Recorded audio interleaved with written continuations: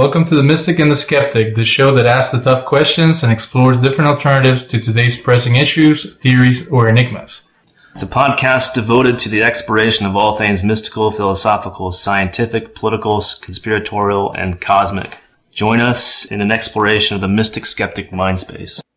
Our guest tonight is Ray Bowyer, who was part of the Michigan National Guard as military police. He worked in New York City after the September 11 terrorist attacks, providing security, and was deployed to Iraq during Operation Iraqi Freedom. So our topic is police brutality, and people have been talking about how they're getting a lot of military equipment, and there's more SWAT teams in every town, and so there's this idea that it's becoming more militarized, so we'll be touching on that as well. Ryan, do you have some thoughts on how do we get the show started?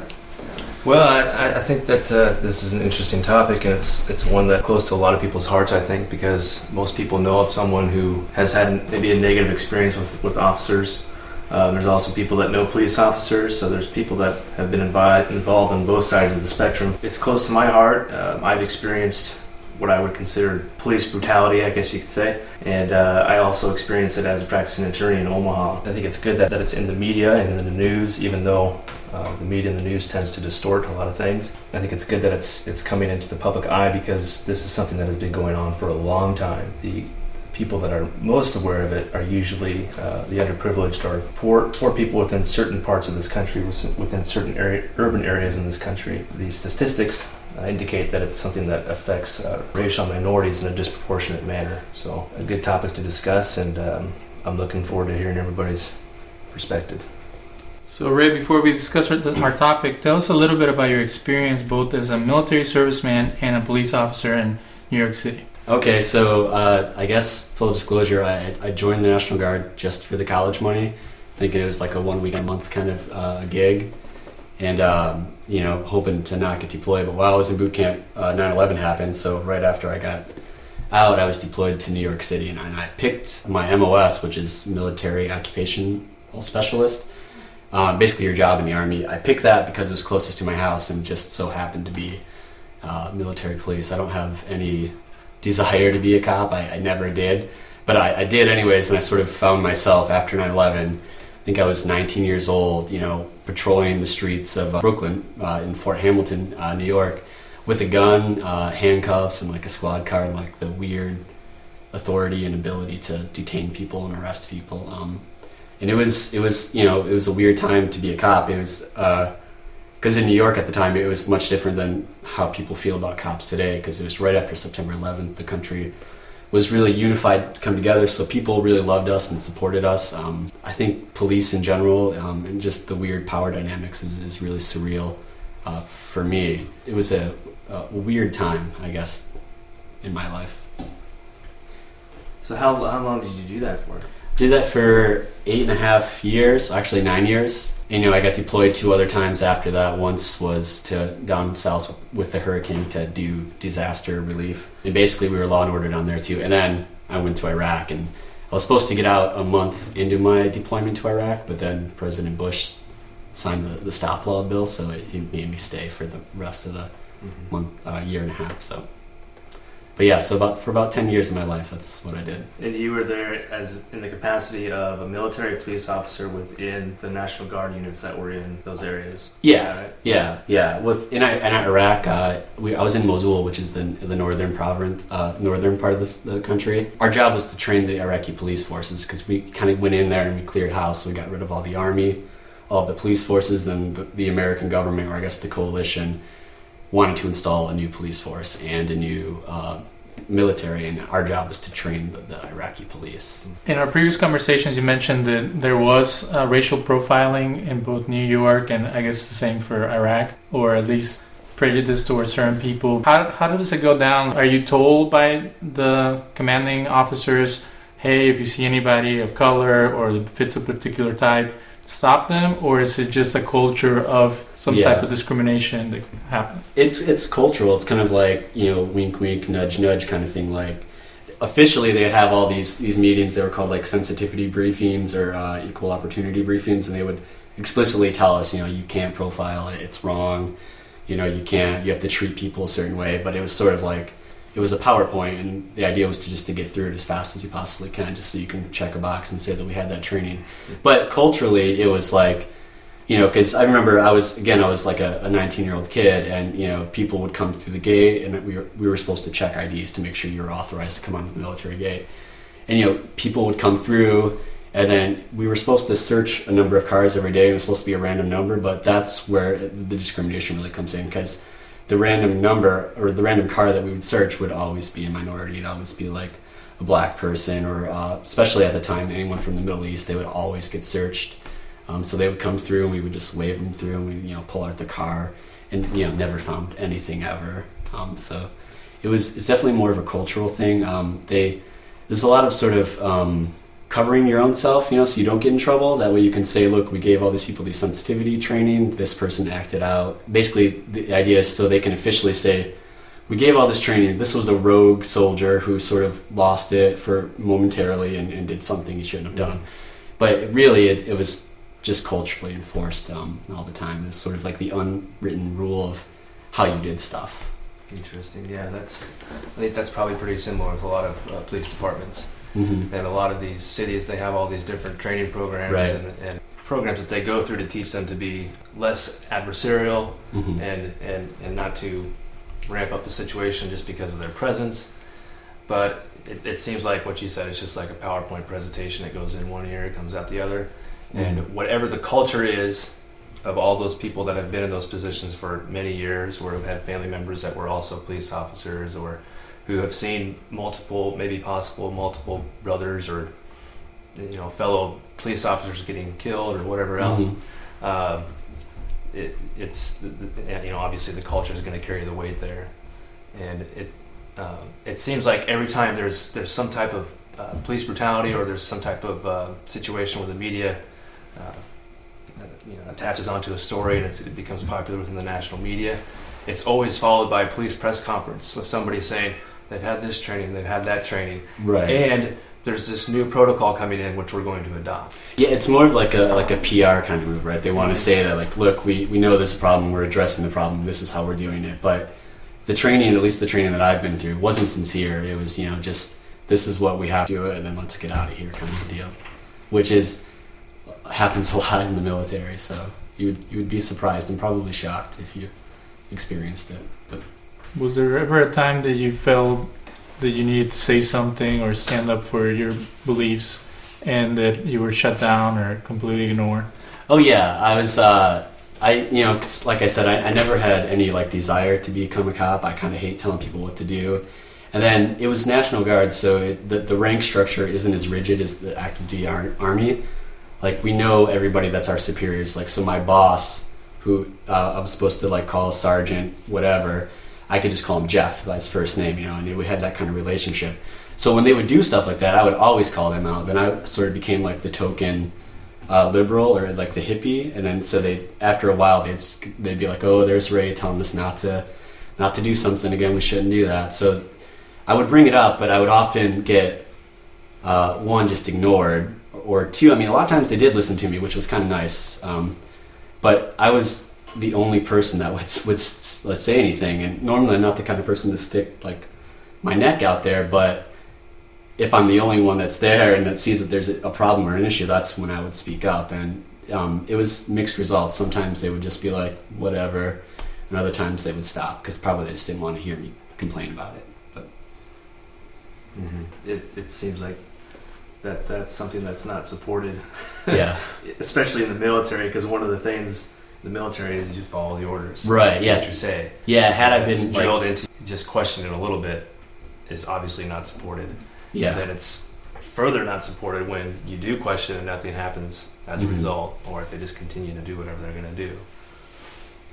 So is there a surge in police brutality, or has it always been this, and now there's more ways to document it with people's cell phones and things like that? I think you're right. There's just more awareness. Everybody has a cell phone, and essentially everyone has a video camera in their pocket these days. So we're just catching more of these things. I think it's always been there, and I don't know if it's gotten any worse or any better. I think you hear about it more, because I know, when I was a cop, I could have done whatever I wanted, and then it would be my word against whoever word, and then I would have my other cop buddies that would just back me up. So, I mean, you sort of have that ability, and then you don't want to use it, obviously, but there's people that do, and historically have, and I'm sure there was more of that going on, before there was all this surveillance kind of technology out there to kind of capture it. I think your sentiment with respect to saying that it's always kind of existed this way is probably pretty true, especially from a cultural standpoint within these organizations. But I think the one thing that has changed dramatically is the one aspect of it is the weapons that our police agencies have now. A lot of local police agencies have full SWAT teams. They have these they're now starting to get these militarized vehicles that are for suppressing riots and other things. So that aspect of the police force has changed. And what I noticed in the 5 years as an attorney in Omaha, for some of those years I practiced as a criminal defense attorney, is that the police, just in that time period alone, I saw an increase of officers coming in full SWAT gear. Yeah, with the full bulletproof vest, a gun on their leg, a gun on their hip, just all kinds of stuff connected to the vest. And they looked like my pictures of my brother. My brother is an Army Ranger, and there's very little difference, right, besides the color of the uniform, between what this local police officer has and what this a paramilitary or a military person has within the U.S. Army. So that aspect of it has changed, and I think that it's also attracted a different type of person. Oh, totally, yeah, because you can tell that there's some people that sort of, I think nerd out is the correct word for it. They're just really into that thing. Like they wanted to sort of dress up and look like, the bad SWAT guy or something. And it's, to me, it's crazy that the local police departments, have the same weapons that our military has and the same sort of equipment that we have. And oftentimes they had better equipment than I had in Iraq, for like a local police station. It just doesn't make sense. And I do agree that it attracts a different kind of person, right? Because there's those people that are really gung-ho about, they want to kick indoors, just kind of throw people around, and they really get excited about that. And I know a lot of people that are cops now that, I served with that feel that way, and that's sort of, it's like just an added bonus for them. Like, they brag about, they're like, oh, I get to carry this new M4, or I forget what the civilian equivalency of it is, but they brag about their gear, and it's so weird. It reminds me of just like toys. Like they're just like really nerdy about this type of stuff, and they just want to have it, and they don't really care about, what does that look like as a police officer. If you see somebody like that, you're not going to go want to talk to them about your troubles. At least I wouldn't. No. But the way the cops look these days, in some cases, it's very different. They do dress really tactical. I mean, I got pulled over a couple of days ago here in Summertown, maybe Etheridge, and the guy was wearing, like the black like cargo pants and like boots, laced up like he was getting ready to, report to like, some army post or something, and he was just giving me a ticket for speeding, which is, it's overkill. I don't understand it. Yeah, it's definitely a reflection of our culture now, and a lot of these guys, I don't know for sure, this is an assumption on my part, but I would imagine that a lot of these people that find themselves in these positions, especially the younger cops, are probably at home at night playing Call of Duty or all these different first-person war games, basically. Right. And I think that definitely has a big role to play in how it's all played out. But is it really like that? Because before I worked at the Veteran Affairs Hospital, I assumed that about the military. Yeah. I thought they were all meatheads, people who were antisocial, and they wanted to be part of, killing machine or something. Mm-hmm. And then you meet people who are in the military, were in the military, and they're very normal. They went in for different reasons, either for help with college, to get away from difficult situations in their neighborhoods, to just be patriotic and support the U.S. There's all kinds of reasons why people join the military. So do you think it might be the same with the police? And then with time, it becomes something else? Well, I think there's some truth to that, but I think what's important is that they sort of make a place for that type of personality, the antisocial kind of meathead kind of guy. And there's, it's sort of like a beacon for those type of people. So like all those people that have those same feelings that stay up all night playing those like crazy shooter games or just really want to have some power and kick down some doors and just sort of, they have that like weird mentality where like, I'm right, you have to do what I say, and sort of get off on that power trip. And it just sort of makes a place for them to come and gather, and then they get to play with all these cool toys once they get there. And it's sort of, it's like a snowball, because you have those people with that gear, with that mindset, and then you have demonstrations like in Ferguson, and it just sort of snowballs out of control. Because just showing up dressed like that and all that tactical gear with all those vehicles is an escalation of force, right? If you show up just like that, you're sort of inviting the riot to happen, or you're inviting people to sort of get in that mindset where like, I probably can't swear on this thing, huh? Okay, it's hard for me to do that, but they're like, all right, stuff's going down, we're going to get ready for it. But it's an escalation of force, and that's part of our training, or at least my training, was like you show up, and your number one priority is to de-escalate as much as you can, and you can't de-escalate a situation if you're wearing like 3 guns and you have a tank behind you. It's just not possible. And it also depends on what you mean by de-escalation as well. Well, yeah, right, because then there's, yeah. I mean, if you're trying to control this social unrest, then obviously a show of force from their perspective would be considered something to quell the unrest. But from the other person's perspective, it actually escalates the situation. Yeah. That's very interesting. One of the things that I think is interesting about the police in general, because I think a lot of it's the people that come into these positions that are there and who have these jobs, but it's also an institutional type thing as well. Yeah. And the police force, within the sovereign territory of the United States of America, is the state's agent. Right. They have the power to control the laws of the state, the criminal, traffic, property, personal, all the different laws that the state grants them the authority to enforce. So they're the agent of the state, and the state is this institution which has power over us. Yeah. It's supposed to be based on the consent of the people who are governed, but for us, people living now, we've never had a chance to voice our consent or non-consent. So we are just members of it without consent whatsoever. And in a sense, we are owned by the state, and the police officer, as the state agent, is our controller. And according to the law, has the right, according to the stop and frisk policies, to come up to you, whether you look like you're a criminal or not, or whether it looks like you might have a gun or carrying paraphernalia. They can come up to you and ask you questions. A normal citizen who came up to you to do that, you have the right to ignore. Right. But not the agent of the state. They have all the power. They have so much power.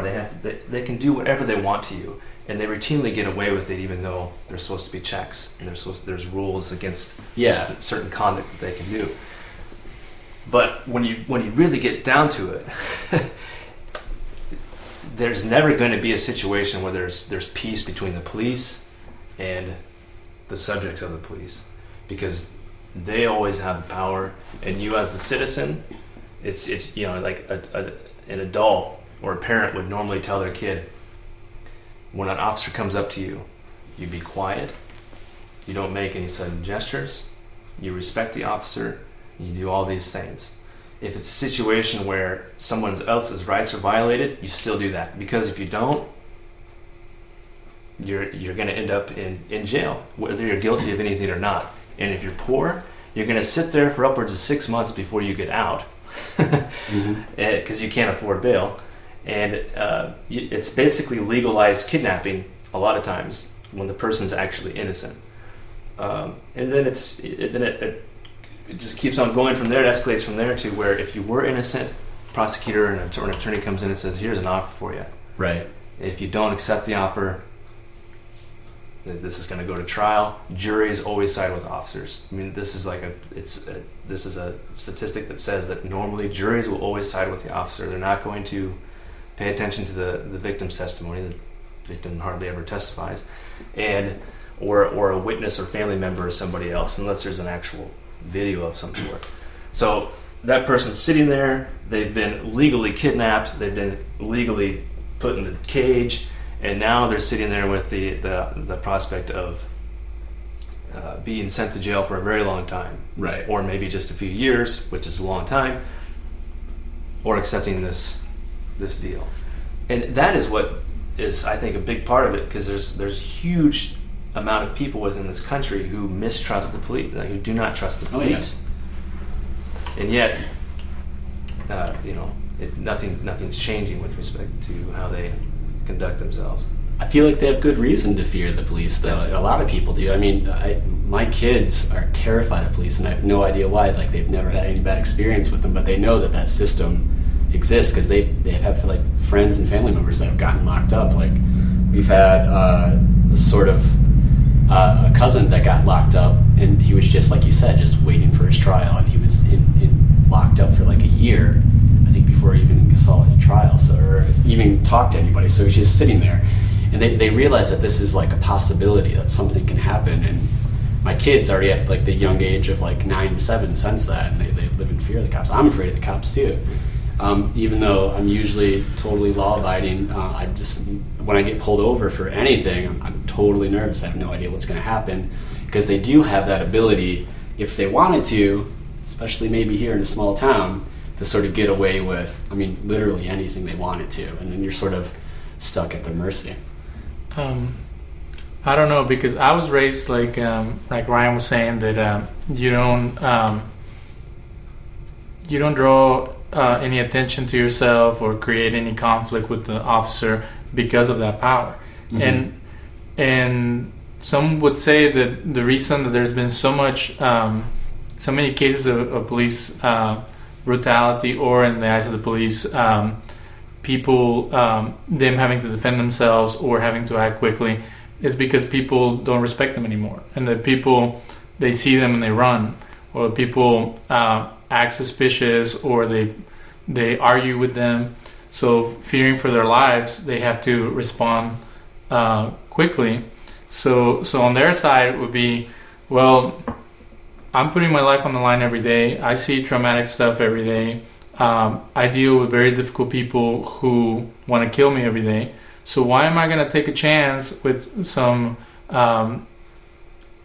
person that looks not only tough, but they're acting in defiance? Why would I treat them kindly and take them peacefully when they're defying the authority that was given to them? So we had a case in Houston where an African American male shot an officer while he was getting gas. And what was weird is the way that the police responded was, because of all the people standing against police brutality, that's why he did it. Even though they haven't found any connection with it. He was actually mentally ill and just did it. So they get on the defensive and they say, well, we're doing our job, we're keeping the place safe, and everybody always wants to paint us as the bad guys. How would you respond to that? Like, is there some truth to their claim that they have to respond in kind because of the dangerous situations they're in? Or is it just up to the officer to do whatever they want to? Yeah, it's definitely a tough situation, because there are times as a cop where you don't have time to think. You sort of are reacting, and you do have to put up with a lot of stuff that normally you don't have to deal with. I honestly don't know how to answer that question, because it's just hard. It's sort of on duty in the moment kind of things happen, and people's liberties get abused. And it's generally in the name of safety, right? The officer's trying to be like, well, I'm just trying to make sure it's all safe. There's the mentality of just kind of lock them all up and we'll sort them out later. As a safety thing, but I don't think that makes it right, though. I can understand where they're coming from, but I feel like there's a moral issue there, where just because you have to deal with all that stuff doesn't mean you give in to the idea that everybody I see is a criminal, or everybody who looks a certain way is a criminal. I still don't think it's fair to dismiss that behavior because of the occupational hazard, I guess, of being a cop. I would agree with that. That that's an explanation. What you had said, David, is an explanation for maybe sometimes when the cop does abuse his discretion or is brutal in some way. That's an explanation, but it's not an excuse. They chose to be an officer with the knowledge that these things are involved with being an officer, and it should not excuse or justify them treating or seeing a possible suspect in every person that walks by. And it's also, with respect to all of this, it boils down to the perception of each individual officer, in combined with the culture that they're surrounded with, and combined with whatever policies their particular police department has. It still always boils down to the perception of the individual officer. And there may be one officer who sees a suspect in each person. And he might be that officer who has the record of questioning or stopping and frisking hundreds and hundreds of people. There's cases of officers doing this in certain parts of the country. Or it may be an officer who is maybe more stable in some ways and who is actually just looking for, people who look like they could be a threat to someone else, or who look like they might be committing a crime or whatever else. Yeah. So that makes it difficult too, because there are some people that look suspicious and they have good reason for being suspicious, right? So you sort of have to address that at some level, but it gets really kind of hazy and foggy. Like where do you draw the line at? Because stop and frisk, I think, is a terrible idea, but I'm sure it's also stopped some sort of crime from happening. But I want to talk about, so my first day as a military police officer in New York, our lieutenant looked us all in the face and was telling, kind of give us advice to go out there. And he said, when in doubt, just bring them in, we'll find something. There's always something you can charge them with. So there's that sort of mentality. And also, I went through 8 weeks of military police academy, and not one day did we study the law at all. So they told us techniques of how to arrest people, how to search people, how to detain people, but there was never any class that said, this is a crime, this is not a crime. We had zero legal training. So the cops, the military cops, at least, from where I was, you were just sort of out there floating. You would just sort of see something that's obviously a crime, and then you could kind of bring them in, and then they would sort of fill out the paperwork to match what happened. But you didn't know. It was shocking, the lack of legal training you got as a police. How did it? So you said that there was no legal training, which is shocking, but that doesn't surprise me. Within the military setting, as a military police officer, were you taught?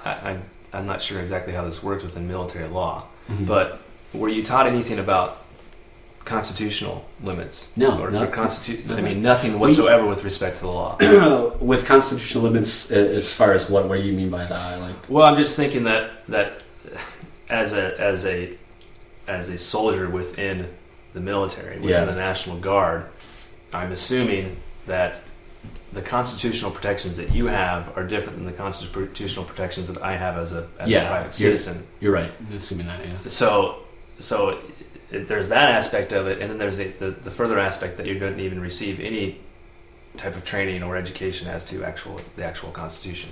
Yeah, constitutional protections. And that's true, because we were supposed to enforce the UCMJ, which is the Uniform Code of Military Conduct or something like that, or conduct. And it's basically all the rules and regulations for the Army, basically the law for regarding citizens. And we weren't taught any of that. I mean, we knew uniform violations because that was part of our job. They trained us to spot a haircut that was too long, or a soldier with his hands in his pockets. But we had no legal training. We were basically out there, and a crime had to obviously be a crime for us to do anything about it. Because I don't know what you're doing is illegal, is it? I was 19. So wow. Yeah, and it was shocking. Every day I sort of waited for that training to happen, because I was pretty soon I'm going to be out there on the street. What am I supposed to stop people for? Can I stop people? And they didn't have any training like that. Wow. Yeah, it's just... that's incredible. That's how I felt about it. And it's scary, because, I look at myself as sort of a level-headed guy. I hate the idea of having power over somebody, but there's for every one of me, there's probably 100 19-year-old guys that are just really itching to have that power. And then they don't even know what they can do, what they can't do, and there's sort of no regulation other than like your chain of command, like your next higher up would be like, you can't do that, and you'd be like, oh, okay. Yeah, after it's been done. Yeah, so you're sort of out there hanging. But there was also that big cultural thing where they're like, don't worry about it, we got your back. If you did something wrong, we'll like sort of make it so you can come out in the best possible way. And they would always say, sort of do what you have to do in the moment, and then we'll defend it later in paperwork. Is sort of the mentality. It's a retroactive sort of sense of power, I guess, which is scary. What about when the stakes were higher, like when you were in Iraq, and you said that when you were checking people in New York, you almost never found anything? What about in Iraq, where you had insurgents, you had people who were, because some of the Vietnam veterans that I work with, they said that they had people from the local community working with them. At any moment they could turn, yep, or they can give information to the insurgents. So was it like that, and to the point of being scared of who to talk to and who to deal with? And like I said before, our job was to train the police force in Mosul. We had half of the city, and so we would do joint missions with the police force. We'd take them on raids. We would show them how to do traffic stops, show them how to do all this stuff. But we also would never tell them what we were going to do until we got to where we're at, because if we did, there would always happen to be a roadside bomb or like an ambush. It happened all the time that we wouldn't tell them anything. We would just say, get in your trucks, we got to go. And then they would have to follow us. Then when we got to where we're going, we would tell them, because that was definitely true. I'm sure that they planted at least half of the IEDs that my squad got hit by. And then these are the same people we'd have to go back and sort of train and act like we didn't catch on to what was going on. It's like every time we tell you something, there's a bomb on the road at the same place. Like, come on, guys, we got this. But we had no power to do anything about it, really, other than to just cut them off. So the more you deal with people that it's difficult to trust, or people who are committing crimes, do you become like hypersensitive and start assuming that everybody is suspect? It's easy to slip into that mentality, for sure. Just sort of out of a human nature kind of thing, because you just sort of, it's a conditioned response almost. Personally, though, I guess I'm gullible. I never thought if somebody told me they didn't do something, I'd be like, oh, he said he didn't do it. Well, I'm going to trust him, just because I know that there's, and I guess one of the reasons why I do this is because there's that sort of cultural sort of weight that I was fighting against, where I'm like, look, guys, just because this guy's brown doesn't mean he's planting bombs in the road. Like, he could just be a normal dude. Let's leave him alone. And then, I would sort of try to interject there, and then it'd be iffy if I was hurt or not. But we would just round people up, David. We would just go in, and like there would be an explosion. We would go in, and there's just a bunch. It's like a crowded market, and then they would just, any military-age male, they would just throw him in the back of the truck, and then do really sort of unspeakable things to him. And then, honestly, I don't know what happened to half of them. Some of them we brought back to our base and put in jail, and the other half, I have no idea what happened to them. And it was just random people. You just pick it up, and that's sort of where that mentality kind of manifests itself. Like, everybody is against us, and then I guess you can go back and justify it in hindsight. You can be like, well, we got blown up 5 times last week. I'm just sort of sick of it. I'm going to lock them all up, and then we'll deal with it later, which is what happens. Yeah, that's insane, and that's just incredible to hear. And we know that happens, but it's actually it's interesting to hear from somebody that has actually experienced it, and knows that and can speak to that's actually going on. With respect to police brutality in a lot of these cities, I think a lot of it has to do with the fact that the officers are never held accountable. Yeah. And within the military, or especially overseas, there's no accountability at all. Yeah. The U.S. is going to do whatever it's going to do. There's no court is going to court-martial a U.S. soldier or a U.S. president for war crimes or whatever else. There's no accountability, except to the quote-unquote accountability to the public. Right. Which we all know how far that goes with respect to voting or other things. So that same type of thing occurs within local police departments, where if there is police misconduct and there is a report filed, only a small percentage of those reports actually get actually get picked up and actually investigated. Right. If they are investigated, it's kind of like they get the officer in, it's your buddy, the officer comes in, hey man, heard about this, this is not true, it didn't happen this way, this is how it happened. They stamp it, complete, no misconduct. Right. And that happens Yep. over and over and over again.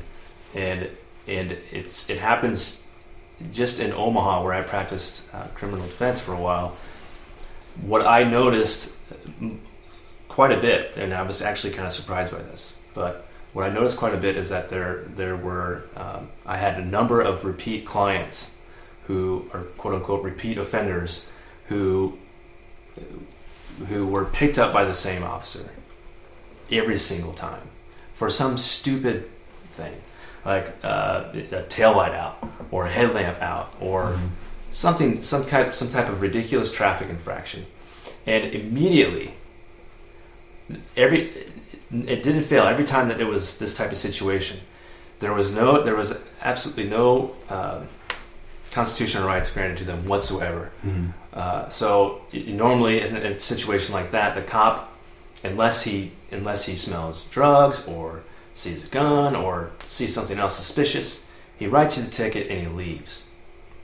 It never happened with them. It always inevitably led to them searching the car, throwing all their shit, following them after they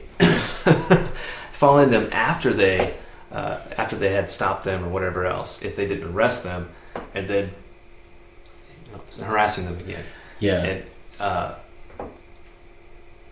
most of those people that are in that situation are not in a situation to go to the police station afterwards, fill out this report, follow up after the report's filed, and a lot of them probably don't even know that this was a violation. A lot of my clients, I would say, do you realize that this was a violation of your constitutional rights? No. And how many times has this happened to you? Hundreds of times. Well, that's maybe an exaggeration, but many times. Yeah. You know a lot of people that this has happened to as well. Yes. Where are those people now? Most of them were in jail. So there's absolutely no accountability whatsoever for these officers, and they get away with it over and over and over again. And it's to the point now where these people within these inner cities who have been subjected to this throughout their young adult and adult lives, or who have had parents or siblings or mothers or family members who have also been subjected to it, it's getting to the point now where it's like it's reached a boiling point, and all these quote-unquote riots, demonstrations, whatever you want to call them, looting, are all in response to that building up over time. Yeah, and you can only take so much as like the general public, right? I mean, communities can only take so much. It was, I think it was Ice Cube that was saying that when he wrote the song F the Police, he was saying it was a warning label. He was sending a warning out to the rest of the community, like the policing community, that says you cannot treat our people like this and expect to get away with it forever. Eventually we're going to rise up, and it's the same thing that you were talking about. And I feel like it has a lot to do with this sort of perspective of like the fear of the power of the police officer, or the knowledge that that like if I do complain, it's going to be this dude's buddy, and then nothing's going to happen. And then what are you going to do? Take them to court? And if you don't have any money to do that, I mean, honestly, I wouldn't even know how to find a lawyer. So like, well, what I do, I would just yell at the cop and get in more trouble. So I don't even know. And I feel like there's a lot of people in that situation. There's no equal access to the law. There's this idea that people who are gangsters or criminals or, people don't like the word thug, but some people actually claim it for themselves. You get some street cred for fighting against the police, standing for yourself, being part of even criminal groups in jail itself. I once worked with a young man that his whole family was in jail, uncles and everybody. So he had no problem going in because he would actually be treated like royalty. When people glamorize the idea of committing acts of brutality or sexual misconduct or anything like that, is that a reaction? I guess it would be the same way as trying to connect it with the military. If you feel that you're occupied or you feel that you have no way to get out, then you create some type of insurgency, some type of the people who are fighting become the heroes, even though in my eyes, like, they're fighting negativity with negativity. They're bringing. It's like thinking the more guns you have, the more respect you're going to get from the police, or the more tough you are towards the police. Suddenly, they're going to stop bothering you. Do you think any of those things affect the relationship with the authorities? Like, it makes it worse, or? Well, I think there's no question about that. It makes it worse. But I guess to answer your question, I'll answer it with a question. What else are they supposed to do? I mean, because the other methods, the traditional methods, aren't working. So if you have nothing left to do but shout at the top of your lungs at the police, that's what you're going to do. Because I don't. What else can they do? I think that within that situation, there's a lot of similarities, like you had said, between the police officers within a neighborhood and where there happens to be a lot of crime, or because there's all these police officers, there's a lot of crime. Yeah. There's definitely similarities there, and as an example, within Afghanistan, us being over there for as long as we've been over there, we're creating more and more terrorists or insurgents, or whatever you want to call them, every day. Because think about it from a personal perspective. If you were in the situation where there's this occupying force there, and in these urban areas, a lot of times it happens to be the local police department, and you know of all these different people within your family who more than likely it's less violent crimes and more of victimless or non-violent drug offenses, and more than likely they're probably there because of some constitutional violation. And this is a part of your neighborhood, and like you said, you can get street cred or credentials amongst your clan or your tribe by in some ways revolting against or voicing your or yelling against or voicing your anger against the people that you see as doing this to you. From a spiritual standpoint, reacting in the way that a lot of these young kids do is not the right way to react. This idea of nonviolent, passive resistance to all these wrongs is, I think, probably a better route to correct the issue. But if a lot of these kids are involved in situations where their families are in jail, a lot of them are going to schools that resemble prisons. They have to go through metal detectors. There's barbed wire all around their schools. The state essentially owns them from the age of 6 to 16. Their media is the rap, which is also fueled by this. The rap and the rage that's within this rap is fueled by this whole paradigm. That they're exposed to that, and they're also exposed to these video games. We tend to, or TV shows or whatever else, we tend to think that all those things are just fantasy. They have no impact on the mind. But we know scientifically that on a very subconscious level, they have a huge impact. And most people, when they're reacting to a situation like this, and maybe going to throw a rock at a police car or do something else to voice their rage, most of them are not operating from the headspace. They're operating from gut emotions. They're operating from the basis of fear, insecurity, anger, and all these things. And the media portrays it as just young black thugs. Okay, that's one way to portray it. But deep down, it's all these other things. Yeah. And they all have a huge impact on these kids. And that definitely plays into this dynamic that's going on. And I don't think it's going to get any better. I think that it's probably going to get a lot worse. And the state's response, I think, is also going to get more and more dystopian and more like almost like paramilitary type things. And if you watch the news and the gear that these guys have, and it's happening right in front of our faces, and it may get to the point where we as citizens are subjected to the same treatment that our military has projected onto the lands that we have occupied. to the point where if the unrest gets high enough, it could be considered to be a threat to the nation state. These people that are involved with it could be considered terrorists, and under the Patriot Act and these other laws, they could be detained just like we detain anybody else overseas.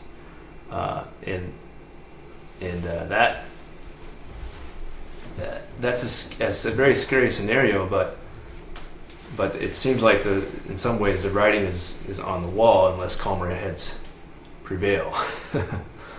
So, do you have any thoughts about that? Because I want to bring up some of the stuff that was going on in the 60s to kind of, how do you deal with ongoing oppression and things like that?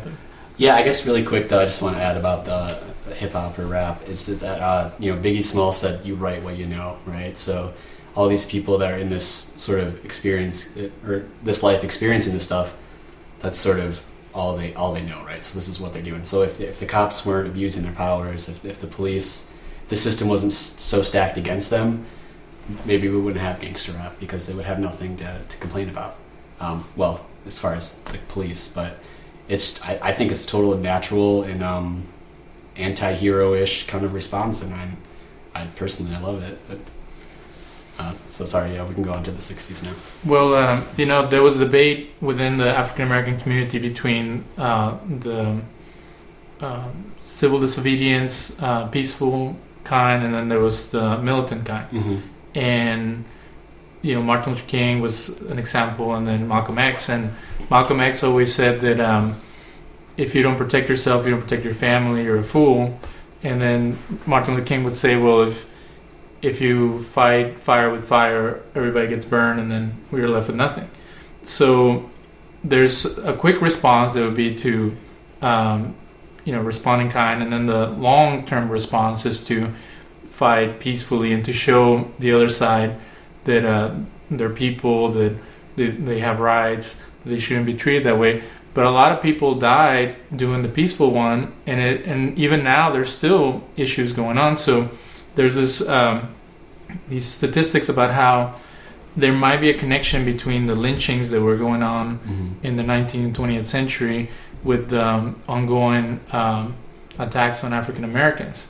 And there's been books written about it. There's many things. And what I see is that a lot of people want to claim those are conspiracy theories because people don't want to talk about race. They don't want to talk about how they feel threatened by minorities. Mm-hmm. You see it all the time. Like, people talk about people from other racial groups as like in hiding, like, oh, there's someone different over there, and assuming the worst about that person. So how much does just prejudice or people, this fear of the other come into play? Because it seems like we haven't changed in the last 50 years. We're still in the same place. People still don't trust one another. They still assume the worst.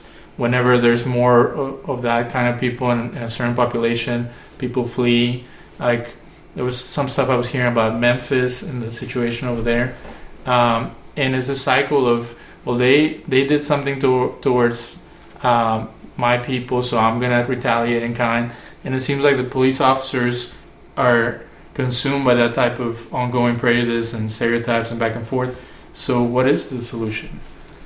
Well, are you asking me to solve the race problems in America? How much of the race problems are connected to the police situation? Well, I definitely think it definitely agitates the situation, right? Like, it's fighting fire with fire. Martin Luther King was right. Everyone's going to get burned. But I don't know what, I feel like other routes have been tried and they failed, right? Like, we've ended a lot of the past forms of racism, or like legal racism, like lynching obviously doesn't happen anymore, but they say that it's taken a new form. We got rid of like the Jim Crow law, like legislation, all that stuff. But I think it still keeps popping up, just with like a different face on it. It's still the same thing. It's still a systematic, it's still systematic racism, and it's just manifesting in different forms. And I don't know how to stop it other than, I don't know. How do you stop that? I don't think that there is any way to stop human conflict. Right, like it's going to happen. Yeah. and there are people that have theories as to how you might do that. What comes to my mind initially with respect to some theories is the theory of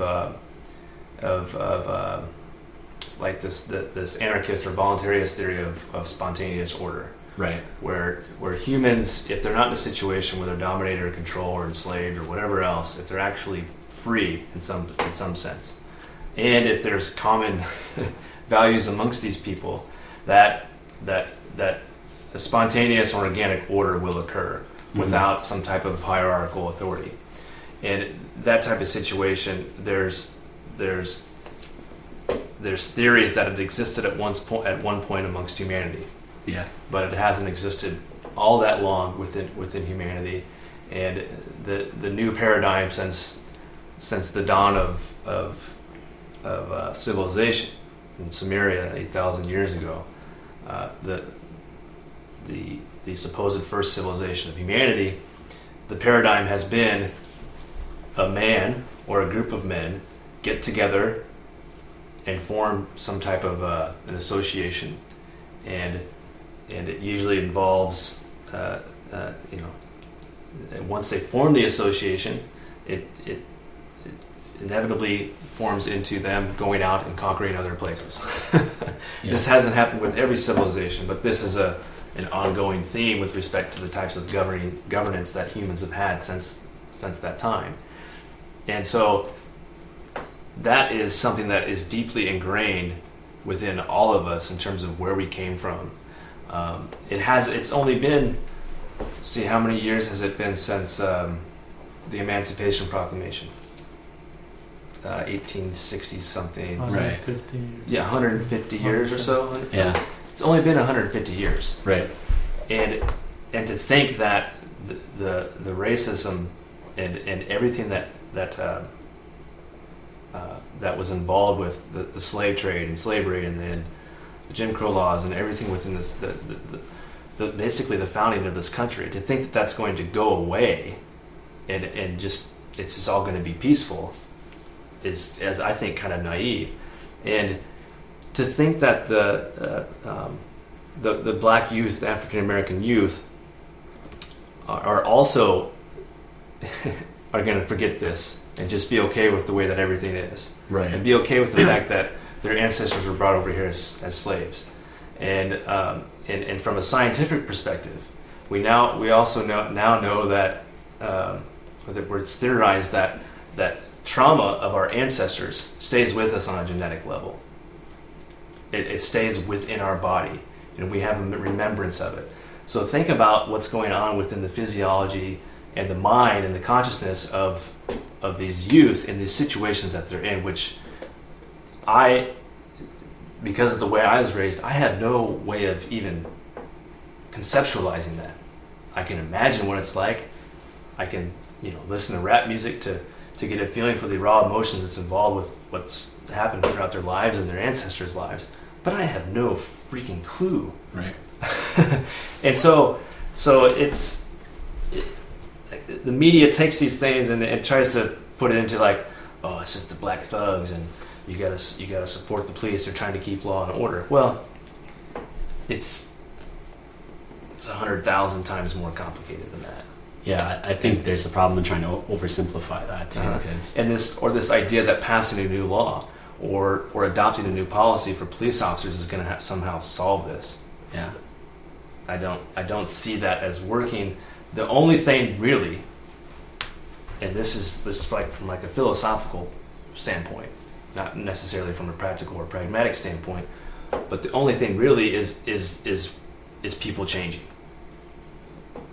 People and institutions, right? Because I feel like I feel like there's the national willpower or desire to sort of put these laws and regulations or policies in place, because nobody is happy about police brutality. I don't think you can find anybody who's happy about that. So we want to stop it, but it's like a cultural thing. So you have to change the culture. I don't know how you force a change upon a culture. It's difficult. I mean, people are going to resist it, and people have been doing it for this way for so long, and it's sort of served them well. So they're not going to change. fear is what feeds authority, and then fear is what keeps people peaceful in those type of environments. So it's kind of like this tough mentality, like the Bush administration was pushing. Like Bush said that he wanted other countries to fear the U.S. so like that they wouldn't come after the U.S. I feel that in a lot of ways, militarizing the police or having a presence, they feel that is going to stop things from getting bad. If we put our foot down, then they'll calm down.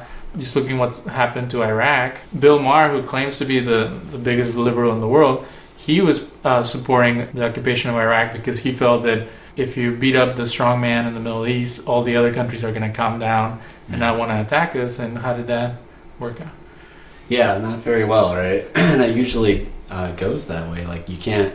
I mean, fear definitely does work sometimes, but the idea of trying to send a message and taking over another country, one, I don't know how effective it is, and two, it's just there's so many moral issues with that. Like, how can you justify like enslaving or occupying a whole nation to send a message to somebody else? That's crazy. And if that's the sort of system that we have, and that's the ideas coming from the top, I think we're in a lot of trouble. It sounds like a terrible place to be and a terrible place to live, and it's embarrassing as a country to have that sort of mentality. I mean, it's like schoolyard bully stuff, right? Like if I beat up the big kid on the first day, like nobody's gonna mess with me, right? Like so then you become the bully, right? Yeah. And I get what you're saying. Like when George Bush was saying, like I'd rather them fear us, and it's the idea of maybe the lesser of two evils, but it's just morally wrong. It's just not a good thing to do.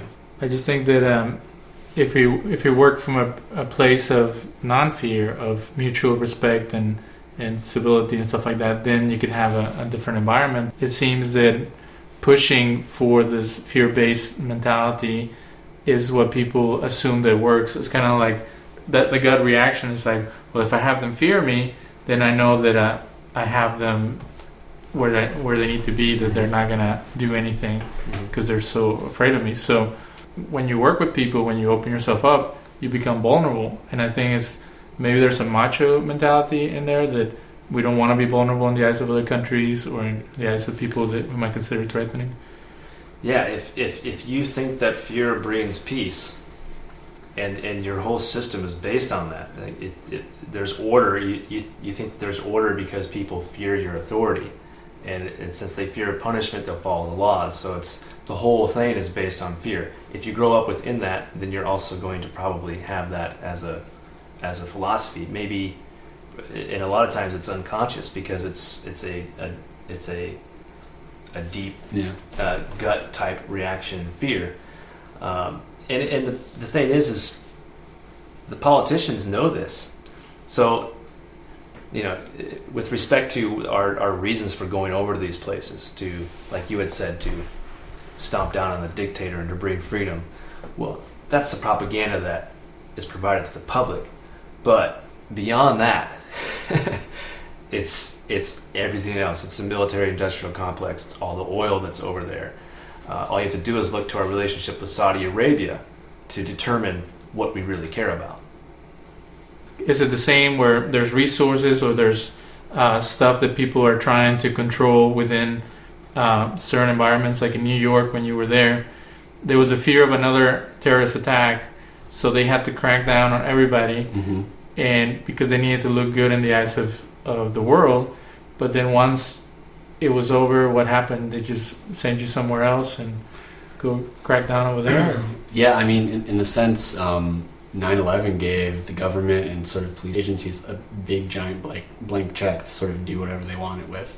We've used it a lot, and that's how all the local police departments have all this tactical gear. It's built into the Patriot Act where, like, they could apply to get equipment from the military in the guise of, like, we're going to use this to, stop future terrorist attacks. But it's basically, I feel like it's a blank check for them to sort of do what they want to do.